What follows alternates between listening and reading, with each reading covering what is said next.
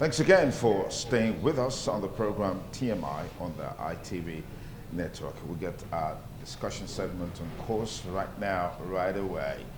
8 months down the line with the inauguration of the governor of Edo State and his deputy, Senator Monday Okpebolo, as well as Right Honorable Dennis Idahosa, the people of Edo Central Senatorial District and of their federal constituencies from the National Assembly are without representatives. What is the import of this? Your guess is as good as mine. But as we speak, the people are apprehensive that 8 months down the line, their voices are not being heard at the National Assembly. What is INEC doing about this? Of course, we heard the last time INEC saying that they don't have the funds and the resources to be able to drive these by-elections. And you know that with the days gone, they can't be recovered. They can't be returned. We can't start all over again. So whoever gets there eventually in the next few months, when INEC decides to conduct the by-election, we'll just start from whatever is available. And that's definitely undermining the interest of the people of those constituencies. Today, that's a major thrust of our first discussion today on the show. I'd like to welcome very specially Comrade Agatise Raphael, who's a member of the Talakawa Parliamentary Civil Society Group in Edo State. Thank you so much for coming on the program. Thank you very much, sir. Okay. We also have joining us on the show, I'd like to welcome former NBA Benin Branch Chairman Pius Oiwo Esquire. Thank you for joining us. And then we're also expecting Prosper Iyere to join us from Ekoma. He's also a civil society activist, and Barrister Matthew Dagese, who is a legal practitioner, to also join this conversation, not forgetting Marxist Kola Edokbai as well. All of these will help us make sense of where we are with this political logjam, so to speak. But let me begin with Comrade Agatise. Good to have you on the program. Thank you very much, sir. Okay. We operate a representative sort of government where the country is subdivided into senatorial districts, and of course, and then we have constituencies, and then I think each state has about 3 constituencies and 3 senatorial districts. In some cases, it's far more than that.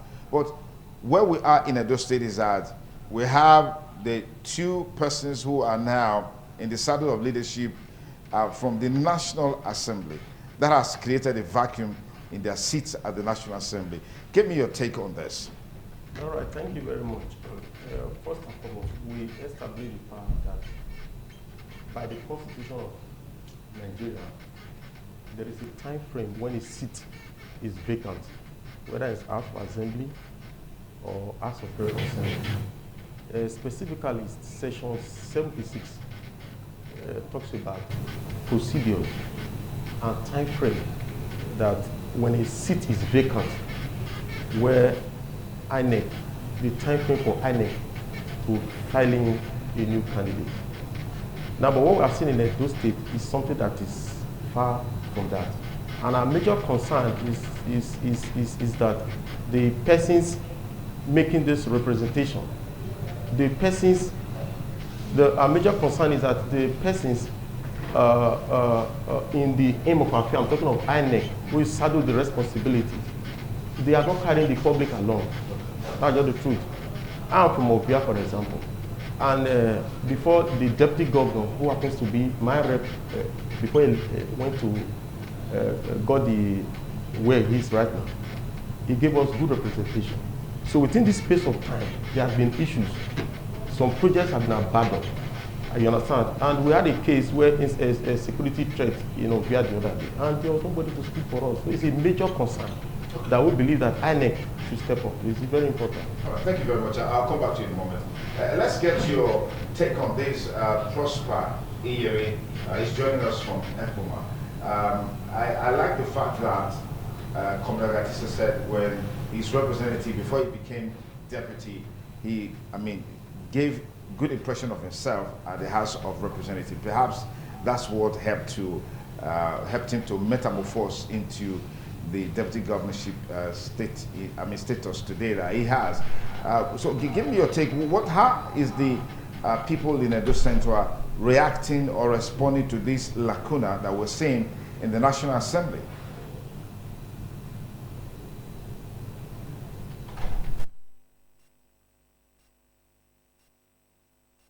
All right. Okay. Good morning, Edo people.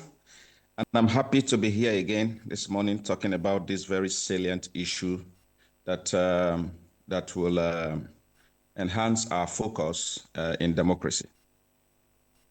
Well, to be frank, to be honest with you, the good people of Edo Central Senatorial District, we are not happy because it looks like now that we have been cut out completely from the activities of the National Assembly, and we don't have a representation at the at the Senate, and that for us is not is otherwise starting on a bad foot with the exit of the distinguished Senator Monday Okpebholo from the Senate, So we are.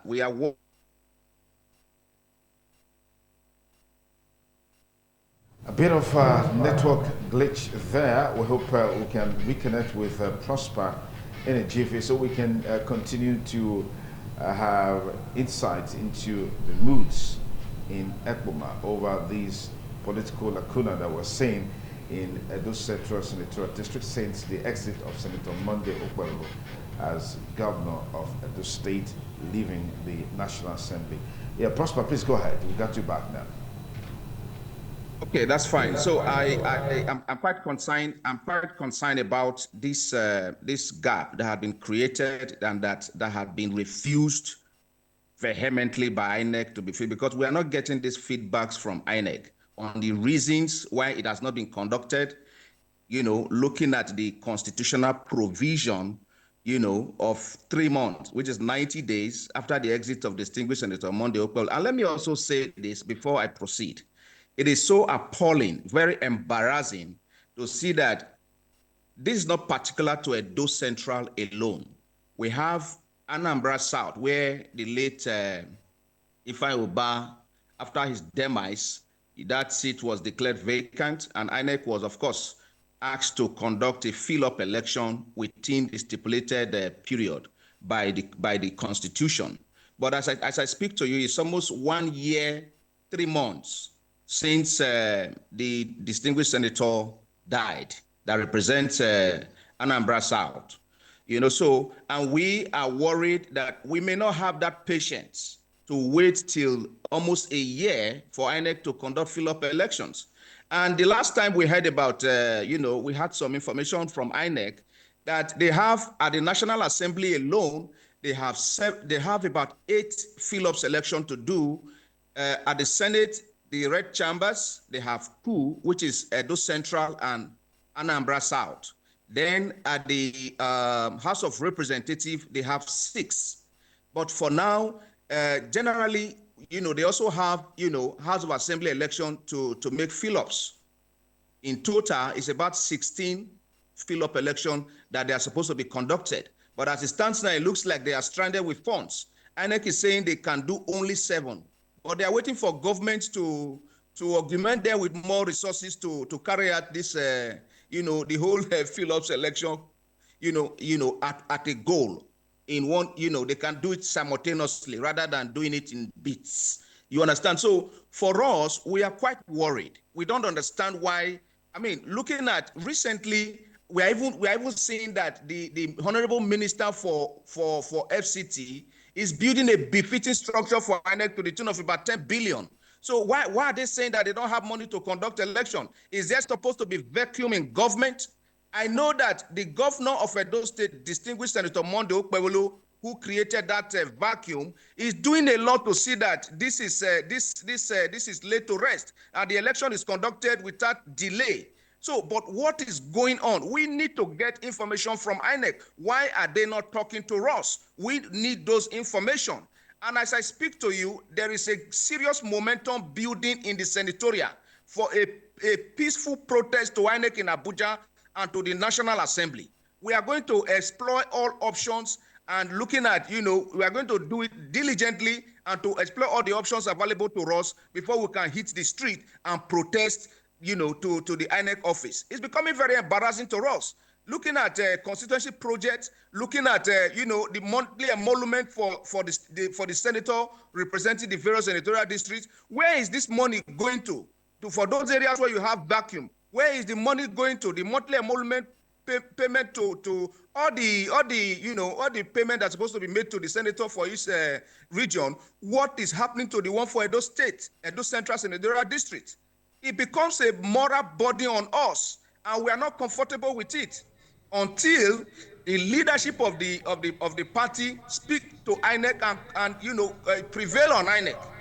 We are building serious momentum in Edo Central for a serious protest. And I can assure you, if this election is not conducted in no time, we have no other choice than to hit the street and to cause serious problem in this country. I'm very serious about this, and I think I'm speaking for the people of Edo Central. All right, let me just pause you there, Prosper. Let me pause you there. Protest may not just be the final solution. We have to also give benefit of the doubt to INEC, particularly against the background of some of the complaints that they have made.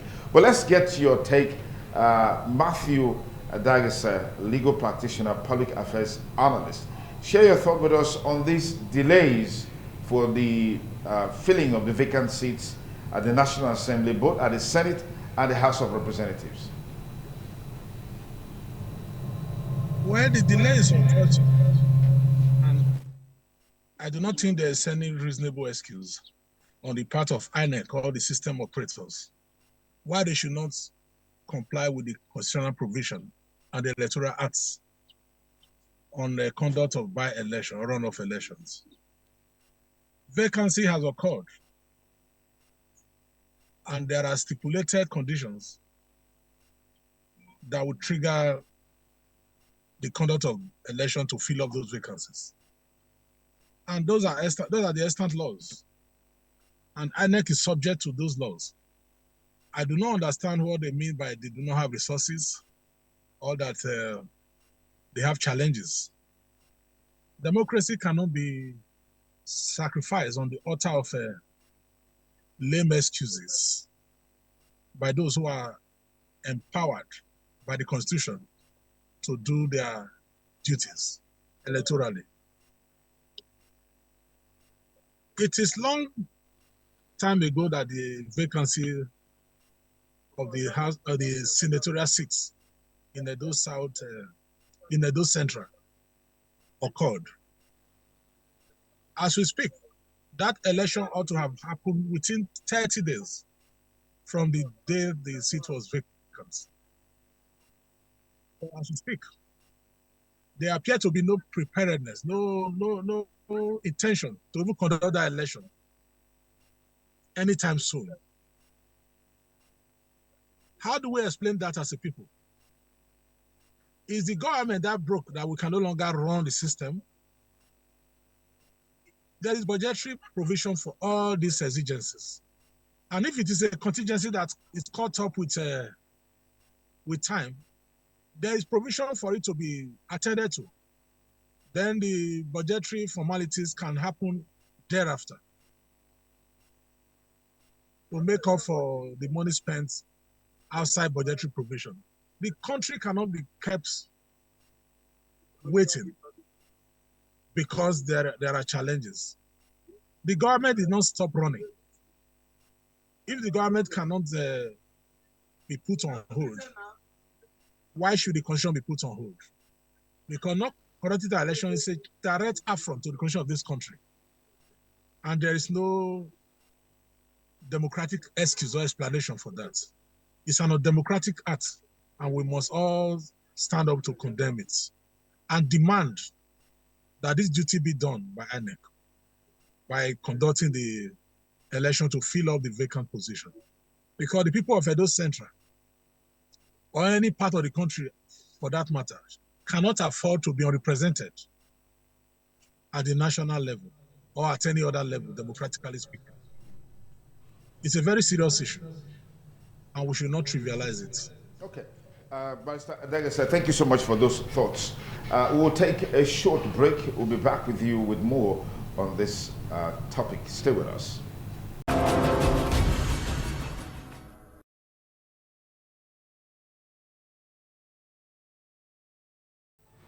Once again, thank you for joining us on the program TMI on the ITV network as we look at the challenge of vacant seats in the National Assembly, particularly from Edo State and other parts of the Federation, with INEC yet to conduct by-elections into these vacant positions. I want to say big thanks to Matthew Adegese Esquire and Prosper Iyeri, who joined us virtually on the show. We'll be back with you in just a moment. But let me come back to Comrade Agatise. Now, you talked about the constitutional provision of 30 days maximum within which these vacancies were supposed to be filled, 16 from the last count. And since 10th of June, when the 10th National Assembly was inaugurated, we've seen, some National Assembly members die, particularly the one of, I think, Anambra State, where Ifeanyi Ubah, passed away in the UK. And now that INEC is not living up to its expectation on the premise that the by-election will be conducted soon, we don't know when. There's also concerns about lack of resources to conduct these by-elections. What does this portend, really? First, I want to start from the issue of resources not being available. I want to align with what one of the speakers said. I don't believe resources are not available for this step. You understand? Because we are talking of by-election, not the general election. Like the last speaker said, there are supposed to be provisions made for issues like this. So when INEC is saying that there are no resources available, but the most painful part is people are not being carried along. As of yesterday, a state chairman of a certain party called me and was asking me, when is election going to happen in Obia? Are you getting it? So for all, we feel that INEC is not living up to expectation, and we have 2027 to prosecute. So if INEC should go in this direction, this mindset of, to some of us who believe this I don't care attitude, what can you do? See, that is the reason why the guy that spoke from Edo Central, those of us that came from the civil society, want to align with that thought, because when you are not living up to expectation, you are very people that will go on the street to demand for what is rightfully their right. Because we are not being represented, frankly speaking. So many projects have been abandoned in my Ovia that I came from, constituency I came from. So you don't expect the people to keep quiet for how long? You understand? We have learned that there are some places where a year plus they've not conducted election. So are we going to wait in Edo State for us to get to a year plus? And mind you, anything from next year, 2026, the tendency for election to be conducted is going to be minimal. Why? Because everybody is looking towards 2027. So are we going to stay like this for a very long time? No. So I think INEC should live up to expectation. Otherwise, they will leave the Edo people, especially the constituent involved, with no option than to hit the street and demand for explanation, a better explanation than what they are telling us. Okay, Prosper, you talked about the fact that INEC is saying that they don't have the resources to conduct this election. How can you substantiate that? And against the background that we are faced with a very harsh economic realities with the state of the economy, isn't this a plausible excuse or condition that should be, accepted, and perhaps also call out to the federal government in this regards, led by Mr. President Bola Ahmed Tinubu? If INEC is saying they don't have the resources, what is the federal government doing to ensure that the budget from INEC for this year is actually adhered to strict censor in terms of getting the resources they need to drive every project, every assignment that they have? Well, let me very strongly align with the position of Barrister Matthew Adegese when he mentioned, that there are provisions for these things. Fill-ups elections are not they are part of democracy. And if it is part of democracy, and if democracy is not going to be on hold, definitely these are part of the indices that forms democracy. So there should be no excuse. There should be no excuse. If we are still, if the government is not shutting down because of this, and the process of governance is still on, it means that the fill-up election is part of government activities, and they are sole responsibility. We are not demanding this because they need to do us a favor. We are demanding this because it is our right. We are demanding this because it's part of what will make us feel, that sense of belonging. Edo Central is a peculiar senatorial district, I must say, because now it looks like now. Can you hear me? Go ahead. So we don't believe in those excuses from government that they don't have funds to conduct fill-up selection. Where would the Honorable Minister for FCT be getting 10 billion naira to build a befitting structure for INEC? And that shows that things that affect the people are not of great concern to these people, to the government, because we feel very embarrassed. And look at interventions. I remember very recently that there was a 15 billion naira medical intervention from government, and Edo Central have not been able to access that funds. Barrister Neda Imatuen from Edo South, I think they've also done serious intervention. I mean, the processes to assess that fund is on. And from Edo North, the same thing. So what the Edo Central have been left in abeyance. We have been left to wallow in. The patience is. We are running out of patience, honestly. And the excuse we are getting, they are just flimsy. There's no serious. There's nothing concrete about it. If fill-up selection is not conducted, they should give us reasons. But not having the financial capacity to do it is totally out of place. It's completely out of place, and it's very embarrassing. And I must tell you again that the leadership of the senatorial district, they should rise to this occasion, because this is not about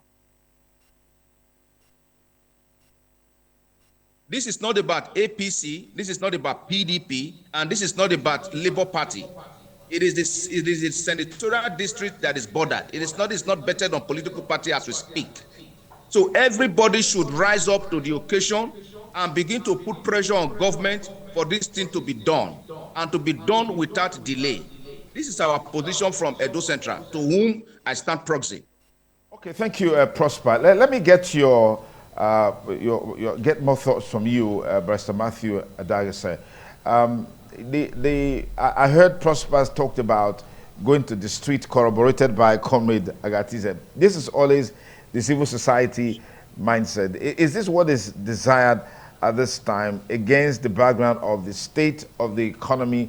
I mean, we know where the economy is right now in terms of funds, in terms of resources. Can't we explore other means to pressure government or pressure INEC to live up to its responsibility in terms of conducting these by-elections? And what, in your opinion, is the biggest challenge in this whole logjam as it relates to the plight of the constituents affected by these vacuums?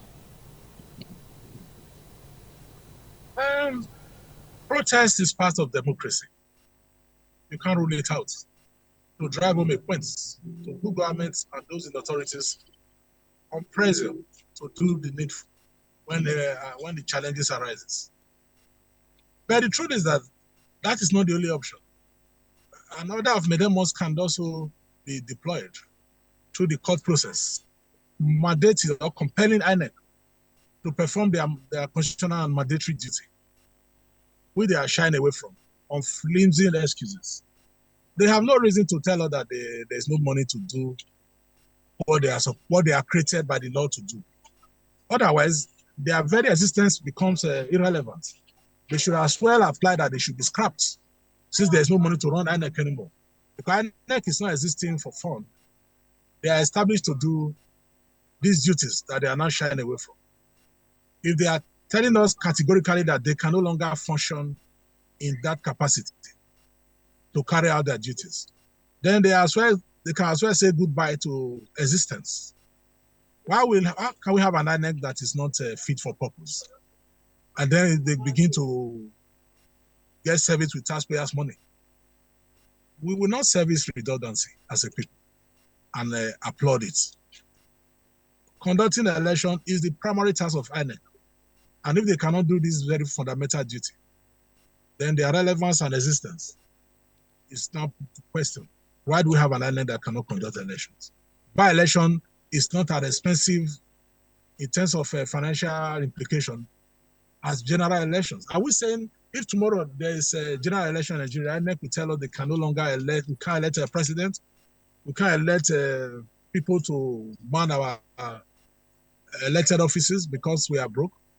Are we by default advocating for the death of democracy or the return of autocracy or government by proclamation or appointments?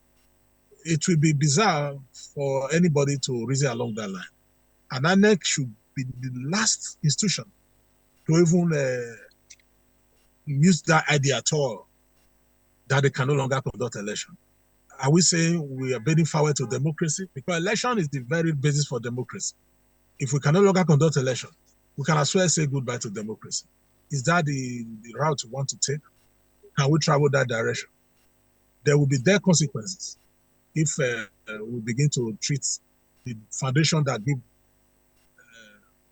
strength to democracy with so much disingenuous excuses. You don't know what they mean by they have no money to conduct by election. When as a country, we should not be seen saying we have no money to conduct general election. So I do not understand what they are saying. Okay. They had better do it, because if they allow the people to take to the streets, it will be a very terrible, how do I say, to be a stigma in the international community that Nigerian democracy is on that trend. We should not send that wrong signal. Okay, thank you, Barrister Degas. I'll come back to you in just a moment. A couple of reactions have been trailing this particular issue, both at home and in the diaspora. I think it's the chairman of the APC in Edo State whose reaction has not gone unnoticed, talking about Jared Tenebe. Of course, you know, he's the APC chairman in Edo State, and he says, this is against the spirit and letters of our constitution and democratic norms. He warned that if INEC lacks the logistical or financial means to act, it should consider ceding the responsibility to the Edo State Independent Electoral Commission. You want to comment on this? You see, that comes down to what we have been saying, that when INEC says they don't have resources, you see, they are just trying to play around the issue. How can you say INEC does not have resources to conduct by-election for Ovia and Edo Central? Just by-election. So it's something that is laughable. There are some things that naturally we should not even be discussing because it's laughable. It's like when you say there is an emergency and NEMA is saying that they don't have resources to cope that. INEC, you mean? No, I'm talking of NEMA. If there's an emergency, okay, all right. This is the very reason why you were formed, for crying out loud. So I don't see any other function that INEC perform rather than conducting election, a free and fair election.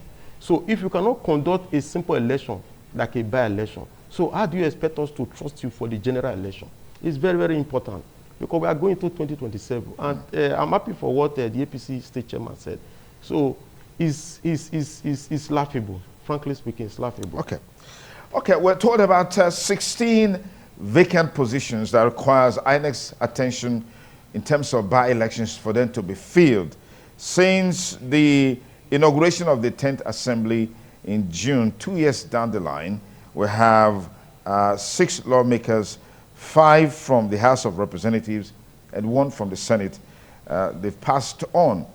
Additional 2 seats became vacant following the resignation of the senator representing Edo Central, who is now the governor of Edo State, Senator Monday Okpebolo, and of course the resignation of Right Honorable Dennis Idahosa, who represented Ovia Federal Constituency, also now became the deputy governor. But let's take a look at some of the vacant seats in the National Assembly. We have Oriyomi Onanuga from Ikene and Shagamu Remo North Ogo, who died in January 2025. We have Abdulkader Jelani Dambuga from Isa Sabon Birni in Sokoto State, who passed on October 2023. You have Isa Dongoyaro Gariki Babura Jigawa in May 2024. Ekene Adams Chikum and Kajuru in Kaduna State. We have Olaide Akirami from Ibadan North, Oyo State, both of whom died in July 2024. In the Senate, you have Senator Ifan Yuba, Anambra South, who died in July 2024 in the United Kingdom. So these are some of the deaths recorded. Now, in my opinion, the emoluments and salaries and allowances that are supposed to be accruing to all of these people that are no longer in the National Assembly, where's the money? We can start from there in putting resources together to conduct the by-elections into these vacant seats. Prosper, I'm sure you will share with me in this opinion, in this thinking.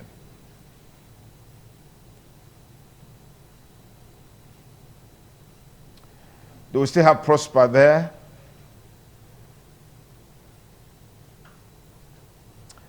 Okay, we'll hold that. Prosper can speak to that. So, but let's get Bryce Tadage said to engage that issue. Now we're looking for money to conduct these by-elections. We have vacancies, you know, for up to a month, a year plus, and then in Edo State about 8 months. I'm sure we can get all of these resources together and maybe start from there to gather the money. We can even do Osusu, gather the money to conduct the election. Bryce Tadage said. Bryce Matthew, yeah. To that level of comedy. When we are dealing with this serious national issue. Democracy is not a joke. It's a serious business. And if we are saying we have no money to conduct by elections as a nation, it means the government is bankrupt. That is the message we are sending. You know what it means to say we cannot conduct by election. How do we run a system? Where do we get the money to run the entire system? To run the security apparatus, to fund education, the healthcare, and all those things that make a system function. What is by-election? How much does it cost to conduct by-election? We should not be talking of raising money to conduct by-election if we are not deceiving ourselves. The system operator should tell us something different. They should tell us that they do not want that election, those elections to be conducted, and that somebody somewhere is benefiting from the vacuum fraudulently, because as you rightly mentioned, these people were paid salaries, assuming they were still on seat. Would they have been all those emoluments and salaries, all those benefits and allowances? The answer is no. Those who are there now, they own any allowance or they still fund constituency projects. If money can be made available for payment of salary, constituency project funding and all of that, and all those other bogus allowances, will any fool believe this tale that we have no money to conduct by-elections? Nigeria is not a comedy. They should stop treating us as a joke. That's just the truth. The money is there. What they are simply saying is that they don't want those vacancies to be filled because somebody somewhere or some persons or group of persons are profiting from the vacuum. And that should not be allowed to happen. So we're looking for money. Maybe we can mobilize civil society groups and mobilize everybody to do susu, to contribute money to give to INEC for these by-elections. You see, like Barrister said, the problem of INEC is not resources. If it was resources, the money would have come out. It's not resources. They know what is our problem. But my major concern is, does INEC really know that they have gone past what the Constitution of Nigeria stipulates? It's a major concern. Because if the same Constitution that brought INEC to be, and INEC is deliberately flaunting the same Constitution, it's a major concern. I don't know if you are getting this. So it's just like when you ask the police to go and do an arrest, they will not say they don't have funding. For crying out loud, this is the very reason why you were formed. So saying that there is no money is an issue. It's a very big issue. Like I would quickly like to say this. You see, you are trying to differ from issue of protest from the angle of civil society. But what we have discovered in this country is that sometimes when people are pushed to the wall, they push back. And most times, it is only via protest that these people, they stand up to their responsibility. That is just the truth. Allow a protest in one day, you discover that INEC will be up and going. I tell you the truth. And we are gradually getting to that place where INEC, a protest will be done, and INEC will have to explain to Edo people what is happening to Edo Central and what is happening to Obia. I just, when you were talking, I discovered that you mentioned somebody who died in 2023. 2023. From 2023 till now, someone getting to 2 years. So when you said that, my heart jumped. I was not sure that if we allow this thing that is going to do to continue, that we are not going to get to that same level. 2023 till now, almost getting to 2 years. Yeah. So we are gradually getting there. Okay, let's quickly take a look at what is the major challenge as it relates to this conduct of by-election into the vacant seats from the perspectives of the Independent National Electoral Commission, INEC, which says it is experiencing serious delays in conducting 17 by-elections across the country due to financial constraints. These elections cover 17 constituencies across over 32 local government areas, 359 registration areas, and more than 7,000 polling units nationwide. The Commission had proposed 126 billion naira for its 2025 operations, with part of the budget specifically allocated for the conduct of the by-elections. But funding remained the primary hurdle. One official who doesn't want the name mentioned, who is not authorized to speak, says, regarding the by-election, the primary challenge is funding. You can get the story on the Punch of 11th of June. Another source also noted that even without immediate fund release, the election could not be held within the month, as the necessary preparations, including party primaries, required at least 4 weeks. INEC Chairman Professor Mahmoud Yakubu had earlier informed the National Assembly that the 2024 budget made no provision for by-elections, making the Commission reliant on the prompt approval and release of the 2025 appropriation bill. Yakubu also expressed concerns about the increasing number of by-elections often triggered by resignations or absenteeism, which he said placed additional pressure on INEC's resources and planning. Currently, 2 senatorial seats in Edo State, Edo Central Senatorial District, and of course, Ovia Federal Constituency is a major talking point as it relates to these vacant seats that needs to be filled. And we hope that INEC will live up to its expectation. But how can INEC live up to expectations when budgetary provisions have not been made? Even with their budget estimate of about 126 billion naira for the year 2025, what is the level of support by government in making those funds released to INEC? That's a major talking point. So Prosper, good to have you back on the program as we gradually wind up our conversation today. INEC's major hurdle is the lack of release of funds. INEC can only function when the funds are there. If INEC's funds are not available, like we're hearing now, like I just read out, that's a major challenge. It means that perhaps we need to focus our attention on where it ought to be, which is on the federal government.